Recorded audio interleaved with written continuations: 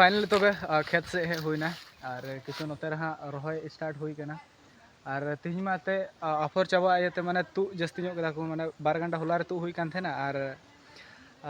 फिर आरो 2 घंटा तु दोड़ा हुईना अदो 5 घंटा आरो फिर बाकी कान थेना अदो उना नितो रहोय हुई कान नोते रे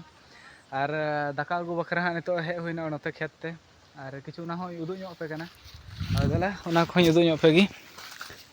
और नोंका लगा तबे और गोगो तकिन दा किन रहोयदा अंते मसी हिने अदो नुकिन हो किछु आपे उदु ᱧᱚᱜ आपेया और निना गान हा नोते रहोय बाकी कान तबना जहां लका सेता रे उदु का पेया देला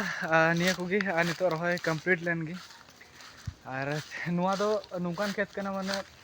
दा हड़पा दा हेलन खा दो नुआ पूरा नुआ हुड़ु दो उनुम उतरोआ अदो नायते निया गेला हारे रहोय चबा हुई कना और निया को खेत मा ते नितो मा बांग दा कना अदो तीन दहाई बांग दा उन हदावी नुआ को दो रहोय दो बांग हुईआ अदो देला और चश्मा माते नॉन का हरो हुई कना और अडी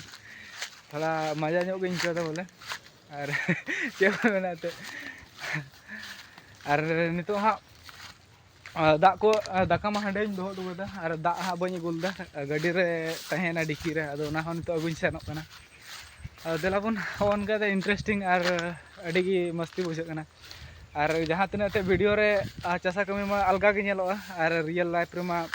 अडी खटाली गी हिना और खटाली मा बुझे कान गे पूरा गी खटाली कना चास रे दो और नेल दो और किछु ना को गे आपे हो आपे टे शेयर दा अदो ठीक गया और गाड़ी को मा ऑन का नते रे तिंगु हुई कना अदो देला दा को बन इदी बड़ा लगी नोडे खन जुड़ा थेन तुम पे वीडियो रे गोगो तकिन हा वीडियो रे अगुए किना हा मी घड़ी बाद रे अदो ठीक गया।